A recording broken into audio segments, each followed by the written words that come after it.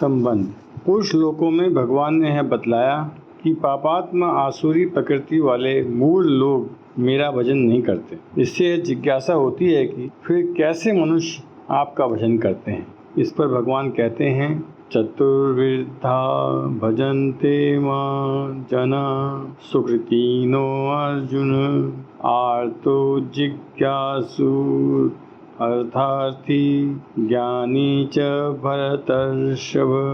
हे भरतवंशियों में श्रेष्ठ अर्जुन, उत्तम कर्म करने वाले, अर्थार्थी, आर्थ, जिज्ञासु और ज्ञानी, ऐसे 4 प्रकार के भक्तजन मुझको भजते हैं। प्रश्न, सुकृति न पद का क्या अर्थ है और यह किसका विशेषण है? उत्तर, जन्म जन्मांतर से शुभ कर्म करते करते जिनका स्वभाव सुधर कर शुभ कर्मशील बन गया है और पूर्व संस्कारों के बल से अथवा महत् संग के प्रभाव से जो इस जन्म में भी भगवदा ज्ञानुसार शुभ कर्म ही करते हैं, उन शुभ कर्म करने वालों को सुकृति कहते हैं। शुभ कर्म से भगवान के प्रभाव और महत्व का ज्ञान होकर भगवान में विश्वास बढ़ता है और विश्वास होने पर भजन होता है। इससे यह सूचित होता है कि सुकृति न विशेषण का संबंध 4 प्रकार के भक्तों से है, अर्थात भगवान को विश्वास पूर्वक भजनने वाले सभी भक्त सुकृति ही होते हैं और फिर चाहे वे किसी भी हेतु से भजें। प्रश्न, अर्थार्थी भक्त के क्या लक्षण हैं? उत्तर, स्त्री, पुत्र, धन, मान, बड़ाई, प्रतिष्ठा और स्वर्ग सुख आदि इस लोक और परलोक के भोगों में से जिसके मन में एकाकी या बहुतों की कामना है, परंतु कामना पूर्ति के लिए जो केवल भगवान पर ही निर्भर करता है और इसके लिए जो श्रद्धा और विश्वास के साथ भगवान का भजन करता है, वह अर्थार्थी भक्त है। सुग्रीव, विभीषण आदि भक्त अर्थार्थी माने जाते हैं। इनमें प्रधानता से ध्रुव का नाम लिया जाता है। स्वयंभू मनु के पुत्र उत्तानपाद के सुनीति और सुरुचि नाम की 2 रानियां थीं। सुनीति से ध्रुव का और सुरुचि से उत्तम का जन्म हुआ था। राजा उत्तानपाद सुरुचि पर बहुत अधिक प्रेम करते थे। एक दिन बालक ध्रुव आकर पिता की गोद में बैठने लगा। तब सुरुचि ने उसका तिरस्कार करके उसे उतार दिया और कहा कि तू अभागा है तो तेरा जन्म सुनीति के गर्भ से हुआ है। राज सिंहासन पर बैठना होता तो मेरे गर्भ से जन्म लेता। जा श्री हरि की आराधना कर, तभी तेरा मनोरथ सफल होगा। विमाता के भर्तनापूर्ण व्यवहार से उसे बड़ा दुख हुआ। वह रोता हुआ अपनी माँ सुनीति के पास गया और उससे सब हाल उसने उनसे कह सुनाया। सुनीति ने कहा, बेटा, तेरी माता सुरुचि ने ठीक ही कहा है। भगवान की आराधना के बिना तेरा मनोरथ पूर्ण नहीं होगा। माता की बात सुनकर राज प्राप्ति के उद्देश्य से ध्रुव भगवान का भजन करने के लिए घर से निकल पड़ा। रास्ते में नारद जी मिले। उन्होंने उसे उतारने की चेष्टा की, राज्य दिलाने की बात कही, परंतु वह अपने निश्चय पर डटा ही रहा। तब उन्होंने उसे ओम नमो भगवते वासुदेवाय इस 12 मंत्र का और चतुर्भुज भगवान विष्णु के ध्यान का उपदेश देकर आशीर्वाद दिया। ध्रुव यमुना जी के तट पर मधुवन में जाकर तप करने लगे। उन्हें तप से डिगाने के लिए नाना प्रकार के भय और लोभ के कारण सामने आए, परंतु ये अपने व्रत पर अटल रहे। तब भगवान ने उनकी एक निष्ठ भक्ति से प्रसन्न होकर उन्हें दर्शन दिया। देव ऋषि नारद जी के द्वारा संवाद पाकर राजा उत्तानपाद अपने पुत्र उत्तम तथा दोनों रानियों के साथ उन्हें लेवाने चले। तपोमूर्ति ध्रुव उन्हें मार्ग में आते हुए मिले। राजा ने हथिनी से उतरकर उनको गले लगा लिया। तदंतर बड़े उत्सव तथा समारोह के साथ हथिनी पर चढ़ाकर उन्हें नगर में लाया गया। अंत में राजा ने ध्रुव को राज्य सौंपकर स्वयं वानप्रस्थ आश्रम ग्रहण कर लिया। प्रश्न, आर्त भक्त के क्या लक्षण हैं? उत्तर, जो शारीरिक या मानसिक संताप, विपत्ति, शत्रु भय, रोग, अपमान, चोर, डाकू और अतातीतियों के अथवा हिंस जानवरों के आक्रमण आदि से घबराकर उनसे छूटने के लिए पूर्ण विश्वास के साथ हृदय की अडिग श्रद्धा से भगवान का भजन करता है, वह आर्त भक्त है। आर्त भक्तों में गजराज, जरासंध के बंदी, राजा गण आदि बहुत से माने जाते हैं, परंतु सती द्रौपदी का नाम मुख्यतया लिया जाता है। द्रौपदी राजा द्रुपद की पुत्री थी। ये यज्ञ वेदी से उत्पन्न हुई थी। इनके शरीर का रंग बड़ा ही सुंदर श्याम वर्ण था, इससे उन्हें कृष्णा कहते थे। द्रौपदी अंत गुणवती, बड़ी पवित्रता, आदर्श गृहिणी और भगवान की सच्ची भक्त थी। द्रौपदी श्री कृष्ण को पूर्ण ब्रह्म सच्चिदानंद घन परमेश्वर समझती थी और भगवान भी उनके सामने अपनी अंतरंग लीलाओं को भी छिपा कर नहीं रखते थे। जिस वृंदावन के पवित्र गोपी प्रेम की दिव्य बातें गोपियों के पति पुत्रों तक को मालूम नहीं थी, उन लीलाओं का भी द्रौपदी को पता था। इसलिए चीरहरण के समय द्रौपदी ने भगवान को गोपी जनप्रिय कहकर पुकारा था। जब दुष्ट दुशासन दुर्योधन की आज्ञा से एक वस्त्रा द्रौपदी को सभा में लाकर बलपूर्वक उनकी साड़ी खींचने लगा और किसी से भी रक्षा पाने का कोई भी लक्षण न देख द्रौपदी ने अपने को सर्वथा असहाय समझकर अपने परम सहायक परम बंधु परमात्मा श्री कृष्ण का स्मरण किया। उन्हें यह दृढ़ विश्वास था कि मेरे स्मरण करते ही भगवान अवश्य आवेंगे। मेरी कातर पुकार सुनने पर उनसे कभी नहीं रहा जाएगा। द्रौपदी ने भगवान का स्मरण करके कहा, गोविंद द्वारका वसीन कृष्ण गोपी जनप्रिय, कौरवे परिभूता माँ किंग न जनासी केशव। हे नाथ, हे रामानाथ, ब्रजनाथा तिरनाशन, कौरवार्ण गवना मामुद्वारक जनार्दन, कृष्ण कृष्ण महायोगिन विश्वास्तमन विश्वभावन, प्रपन्नाम पाहि गोविंद कुरु मध्य वसीदतीम।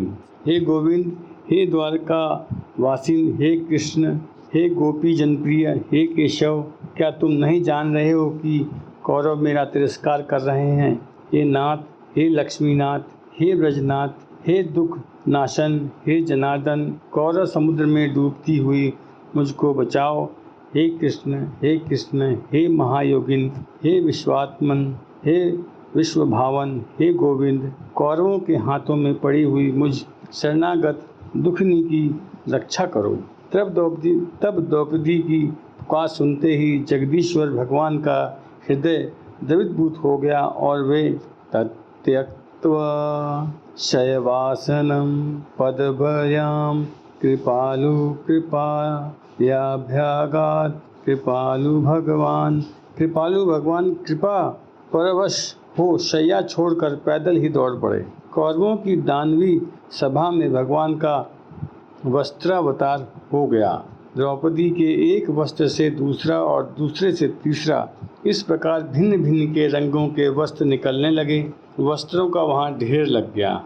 ठीक समय पर प्रिय बंधु ने पहुंचकर अपनी द्रौपदी की लाज बचा ली। दुशासन थक कर जमीन पर बैठ गया। प्रश्न, जिज्ञासु भक्त के क्या लक्षण है? उत्तर, धन, स्त्री, पुत्र, गृह आदि वस्तुओं की और रोग संकटादि की परवाह न करके एकमात्र परमात्मा को तत्व से जानने की इच्छा से ही जो एक निष्ठ होकर भगवान की भक्ति करता है, उस कल्याण कामी भक्त को जिज्ञासु कहते हैं। जिज्ञासु भक्तों में परीक्षित आदि अनेकों के नाम हैं, परंतु उद्धव जीव का नाम विशेष प्रसिद्ध है। श्रीमद् भागवत के एकादश स्कंद में अध्याय 7 से 30 तक भगवान श्री कृष्ण ने उद्धव जी को बड़ा ही दिव्य ज्ञान का उपदेश दिया है, जो उद्धव गीता के नाम से प्रसिद्ध है। प्रश्न, ज्ञानी भक्त के क्या लक्षण हैं? उत्तर, जो परमात्मा को प्राप्त कर चुके हैं, उनकी दृष्टि में एक परमात्मा ही रह गए हैं।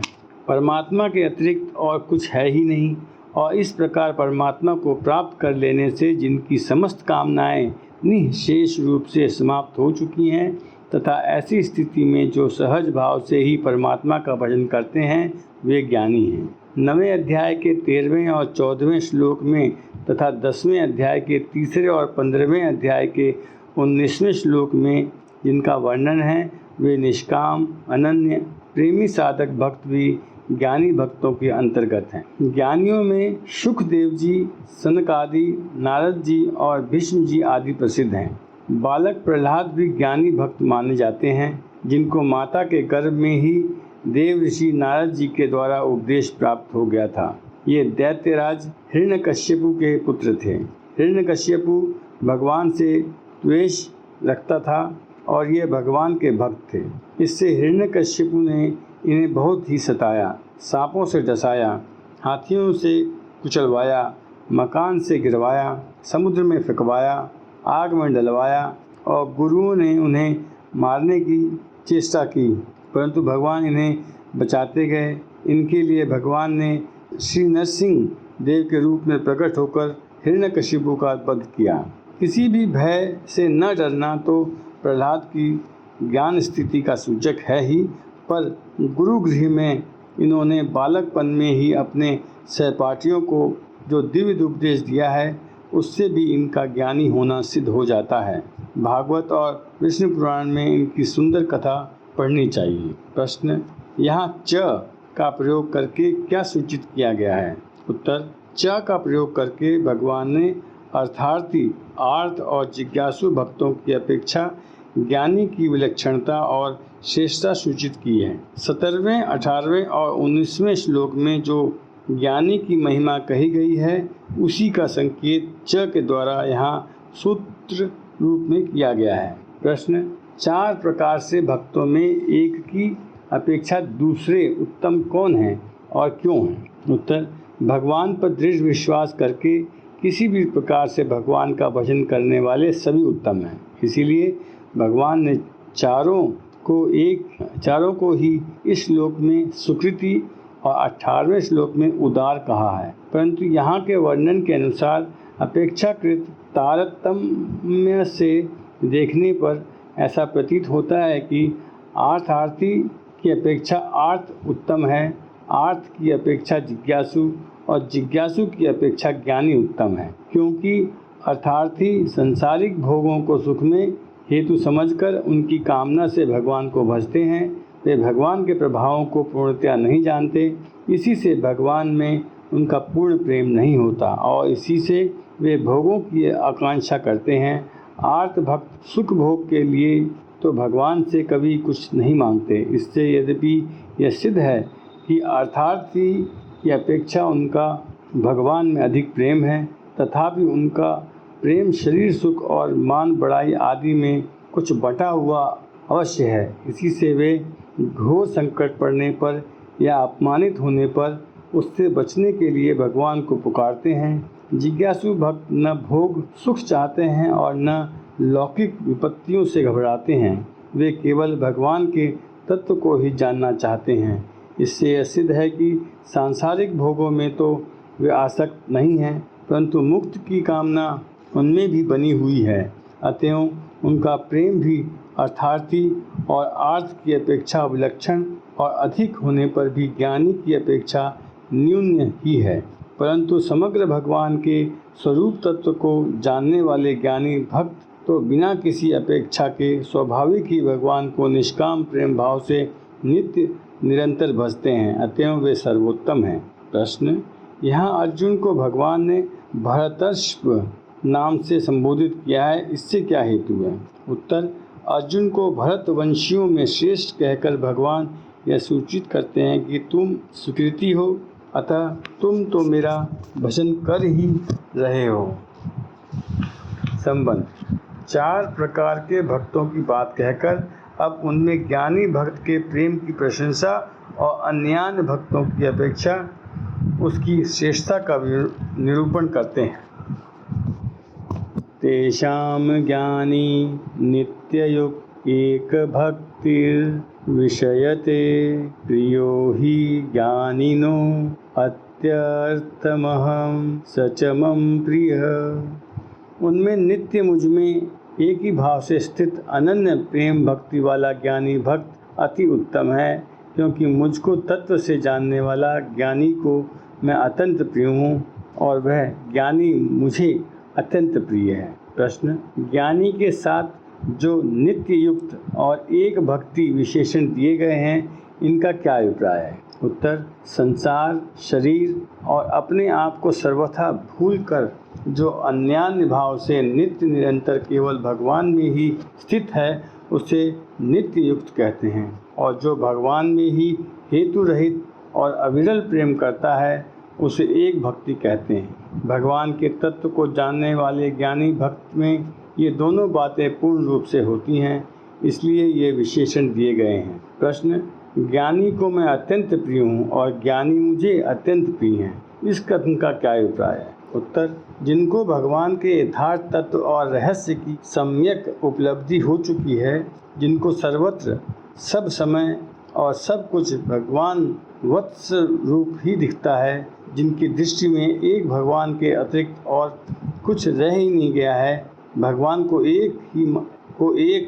ही एकमात्र परम श्रेष्ठ और परम प्रियतम जान लेने के कारण, जिनके मन बुद्धि संपूर्ण आसक्ति और आकांक्षाओं से सर्वथा रहित होकर एकमात्र भगवान में ही तल्लीन हो रहे हैं, इस प्रकार अनन्य प्रेम से जो भगवान की भक्ति करते हैं, उनको भगवान कितने प्रिय हैं, ये कौन बतला सकता है? जिन्होंने इस लोक और परलोक के अत्यंत प्रिय सुखप्रद तथा सांसारिक मनुष्यों की दृष्टि से दुर्लभ माने जाने वाले भोगों और सुखों की समस्त अभिलाषाओं का भगवान के लिए त्याग कर दिया है, उनकी दृष्टि में भगवान का कितना महत्व है और उनको भगवान कितने प्रिय हैं, दूसरे किसी के द्वारा इसकी कल्पना ही नहीं की जा सकती। इसीलिए भगवान कहते हैं कि उनके लिए मैं अत्यंत प्रिय हूँ, और जिनको भगवान अतिशय प्रिय हैं, वे भगवान तो अतिशय प्रिय होंगे ही, क्योंकि प्रथम तो भगवान स्वाभाविक ही स्वयं प्रेम स्वरूप हैं। यहाँ तक कि उन्हीं प्रेम रस समुद्र से प्रेम की बूंद पाकर जगत में सब लोग सुखी होते हैं। दूसरे, उनकी यह घोषणा है कि जो मुझको जैसे भजते हैं, उनको मैं वैसे ही भजता हूँ। तब भगवान उनसे अत्यंत प्रेम करें, इसमें क्या आश्चर्य है? इसलिए भगवान कहते हैं कि वे मुझे अत्यंत प्रिय हैं। इस श्लोक में भगवान के गुण, प्रभाव, रहस्य और तत्व को भली भांति जानने वाले भगवत प्राप्त प्रेमी भक्तों के प्रेम की तथा उच्च कोटि के साधक अनन्य प्रेमी भक्तों के प्रेम की प्रकाष्ठा दिखलाते हुए उनकी प्रशंसा की गई है। संबंध, भगवान ने ज्ञानी भक्तों को सबसे श्रेष्ठ और अत्यंत प्रिय बतलाया। इस पर यह शंका हो सकती है कि क्या दूसरे भक्त श्रेष्ठ और प्रिय नहीं हैं? इस पर भगवान कहते हैं, उदारा सर्व एवैते ज्ञानी त्वात्मैव मे मतम आस्थित स हि युक्तात्मा मामेवानुत्तमा गतिम। ये सभी उदार हैं, परंतु ज्ञानी तो साक्षात मेरा स्वरूप ही है, ऐसा मेरा मत है, क्योंकि वह मन बुद्धि वाला ज्ञानी भक्त अति उत्तम गति स्वरूप मुझ में ही अच्छी प्रकार स्थित है। प्रश्न, ये सभी उदार हैं, इस कथन का क्या अभिप्राय है? उत्तर, यहाँ जिन 4 प्रकार के भक्तों का प्रसंग है, उनमें ज्ञानी के लिए तो कोई बात ही नहीं है। अर्थार्थी, आर्त और जिज्ञासु भक्त भी सर्वथा एकनिष्ठ हैं। उनका भगवान में दृढ़ और परम विश्वास है। वे इस बात का भली भांति निश्चय कर चुके हैं कि भगवान सर्वशक्तिमान हैं, सर्वज्ञ हैं, सर्वेश्वर हैं, परम दयालु हैं और परम सहृदय हैं। हमारी आशा और आकांक्षाओं की पूर्ति एकमात्र उन्हीं से हो सकती है। ऐसा मान और जानकर वे अन्य सब प्रकार के आश्रयों का त्याग करके अपने जीवन को भगवान के ही भजन, स्मरण, पूजन और सेवा आदि में लगाए रखते हैं। उनकी एक भी चेष्टा ऐसी नहीं होती जो भगवान के विश्वास में जरा भी त्रुटि लाने वाली हो। उनकी कामनाएं सर्वथा समाप्त नहीं हो गई हैं, परंतु वे उनकी पूर्ति कराना चाहते हैं एकमात्र भगवान से ही। जैसे कोई पतिव्रता स्त्री अपने लिए कुछ चाहती तो है, परंतु चाहती है एकमात्र अपने प्रियतम पति से ही। न वह दूसरे की ओर ताकती है, न विश्वास करती है और न जानती ही है। इसी प्रकार वे भक्त भी एकमात्र भगवान पर ही भरोसा रखते हैं। इसलिए भगवान कहते हैं कि वे सभी उदार यानी कि श्रेष्ठ हैं। इसलिए 23वें श्लोक में भगवान ने कहा है, मेरे भक्त चाहे जैसे भी मुझे झंसते हों, अंत में वे मुझको ही प्राप्त होते हैं। 9वें अध्याय में भी भगवान की भक्ति का ऐसा ही फल बतलाया गया है। प्रश्न, यहाँ तू के प्रयोग का क्या अभिप्राय है? उत्तर, चारों ही प्रकार के भक्त उत्तम और भगवान को प्रिय हैं, परंतु इनमें पहले तीनों की अपेक्षा ज्ञानी में जो विलक्षणता है उसको व्यक्त करने के लिए ही तू का प्रयोग किया गया है। प्रश्न, ज्ञानी तो मेरा स्वरूप ही है, ऐसा मेरा मत है, इस कथन का क्या अभिप्राय है? उत्तर, यहाँ भगवान यह दिखला रहे हैं कि ज्ञानी भक्त में और मुझ में कुछ भी अंतर नहीं है। भक्त है सो मैं हूँ और मैं हूँ सो भक्त है। प्रश्न, युक्तात्मा शब्द का क्या अर्थ है और उसका अति उत्तम गति स्वरूप भगवान में अच्छी प्रकार स्थित होना क्या है? उत्तर, जिनके मन बुद्धि भली भांति भगवान में तन्मय हो गए हैं उन्हें युक्तात्मा कहते हैं, और ऐसे पुरुष का एकमात्र भगवान को ही सर्वोत्तम और परम गति समझकर नित्य निरंतर उनमें एक ही भाव से अचल स्थित हो जाना अर्थात उनको प्राप्त हो जाना ही अति उत्तम गति स्वरूप भगवान में अच्छी तरह स्थित होना है।